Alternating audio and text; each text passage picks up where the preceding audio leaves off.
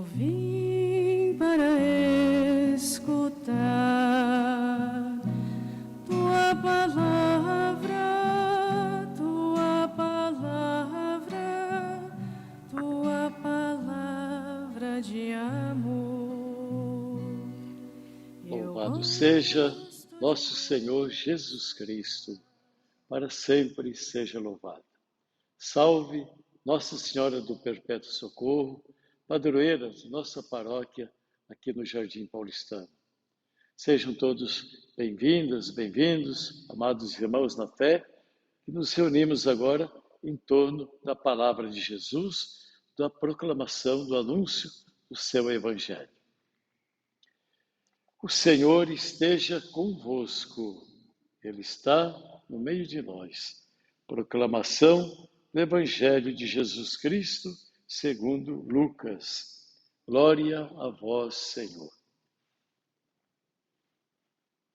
Naquele tempo, disse Jesus aos seus discípulos: Ficai certos, se o dono da casa soubesse a hora em que o ladrão iria chegar, não deixaria que arrombasse a sua casa. Vós também ficai preparados, porque o Filho do Homem vai chegar na hora em que menos o esperardes. Então Pedro disse: Senhor, tu contas esta parábola para nós ou para todos? E o Senhor respondeu: Quem é o administrador fiel e prudente que o Senhor vai colocar à frente do pessoal de sua casa para dar comida a todos na hora certa? Feliz o empregado que o patrão, ao chegar, encontrar agindo assim. Em verdade, eu vos digo, o Senhor lhe confiará a administração de todos os seus bens.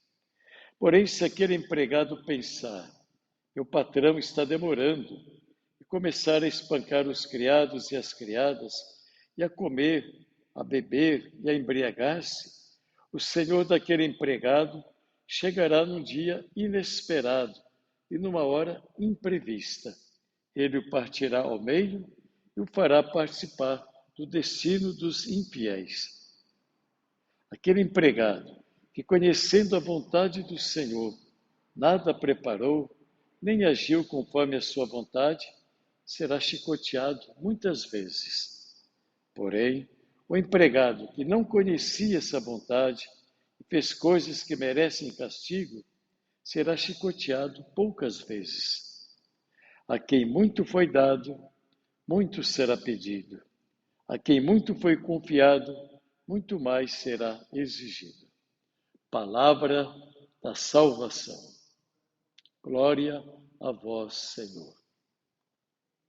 Meus queridos irmãos e irmãs de fé, é a partir dessa última palavra de Jesus, do Evangelho de hoje, que eu gostaria de partilhar com vocês o santo, o primeiro santo verdadeiramente brasileiro, nascido no Brasil, que foi canonizado pela nossa igreja, Santo Antônio de Santana Galvão. Como diz Jesus, a quem muito foi dado, muito será pedido. A quem muito foi confiado, muito mais será exigido. E Santo Antônio de Santana Galvão cumpriu, ao longo de sua vida, essa palavra de Jesus. A ele, que muito foi dado, ele muito contribuiu, colaborou com a proposta do Evangelho da fé em Jesus. Gostaria então de partilhar um pouquinho da história de Santo Antônio de Santana Galvão, porque é um santo que tem muito sentido, significado para a nossa vida, nosso país, nosso Brasil. Santo Antônio de Santana Galvão nasceu no ano de 1739, no Vale do Paraíba, na então chamada Vila de Guaratinguetá. É muito interessante que ele nasceu alguns anos depois do aparecimento da imagem de Nossa Senhora Aparecida, pescada ali próxima da vila de Guaratinguetá, no porto de Itaguaçu, por 3 pescadores. Isso aconteceu em 1717. E Santo Antônio de Santana Galvão nasceu alguns anos depois, ali próximo, na vila de Guaratinguetá. O pai dele era o capitão-mor da vila e membro da Terceira Ordem Franciscana. A sua mãe se chamava Isabel Leite de Barros. Era filha de fazendeiros ali da cidade de Pindamonhangaba, também próximo, ali no Vale do Paraíba. O casal teve 11 filhos. Eram cristãos fervorosos e exemplares, dedicados, muito dedicados à caridade e ao cuidado dos mais pobres e transmitiram esse legado ao filho. Quando tinha 13 anos, Antônio foi enviado para estudar com os jesuítas na Bahia. Ali nasceu dentro dele o desejo de ingressar na vida religiosa. Aos 21 anos de idade, ele desejava ser jesuíta, mas com aquelas restrições, proibições e até perseguições promovidas pelo Marquês de Pombal contra a congregação da Companhia de Jesus, dos jesuítas, ele acabou decidindo para ingressar na ordem franciscana. E aí, então, ele, com 21 anos de idade, ingressou na ordem franciscana no Rio de Janeiro. Sua educação tão esmerada, tão aprofundada, ele era tão dedicado aos estudos, que 2 anos após, ele já pôde receber a ordenação sacerdotal. Ele tinha apenas 23 anos e pôde ser ordenado por uma licença muito especial do Papa, em Roma, porque ele ainda não tinha completado a idade canônica para a ordenação sacerdotal, que é de 24 anos. Ele foi ordenado um ano antes, com 23 anos, tão bem preparado, acharam os seus superiores franciscanos. E após a ordenação, então, ele foi enviado para o convento São Francisco, aqui em São Paulo.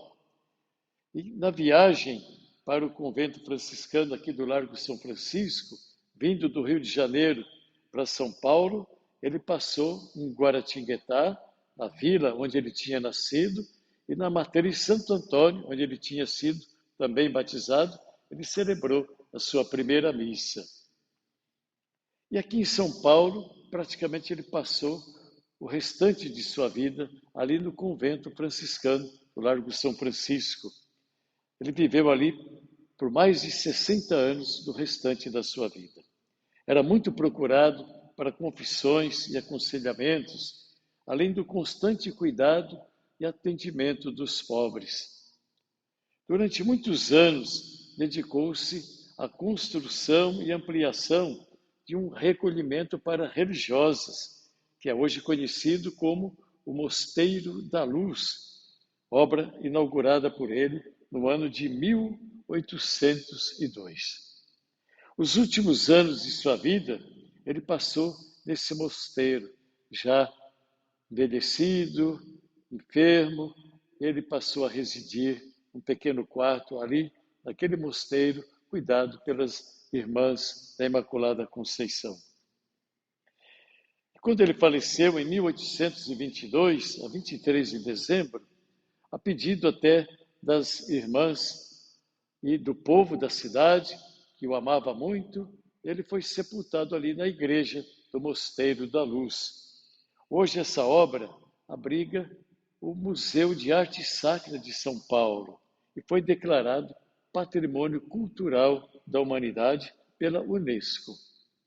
Vale a pena a gente visitar esse lugar, essa obra maravilhosa, conjunto arquitetônico, colonial, que foi construído graças ao esforço, ao trabalho e à dedicação de Santo Antônio de Santana Galvão. E lá está o Museu de Arte Sacra, relíquias sagradas da nossa igreja. O lugar sagrado onde muitos vão lá fazer suas orações, invocar Santo Antônio de Santana Galvão, que está ali depositado na igreja.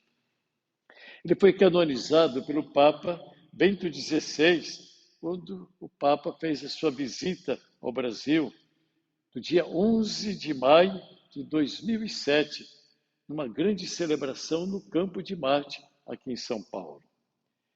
Que Santo Antônio de Santana Galvão nos ensine o cuidado pelos mais pobres, frágeis e carentes de nossa sociedade, aos quais, ali no Largo São Francisco e lá no Mosteiro da Luz, ele dedicou tanto cuidado, tanto carinho e dedicação.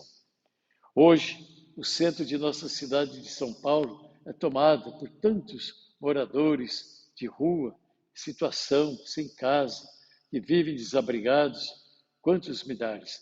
Se fala que aqui em São Paulo temos mais de 30 mil nessa situação em rua.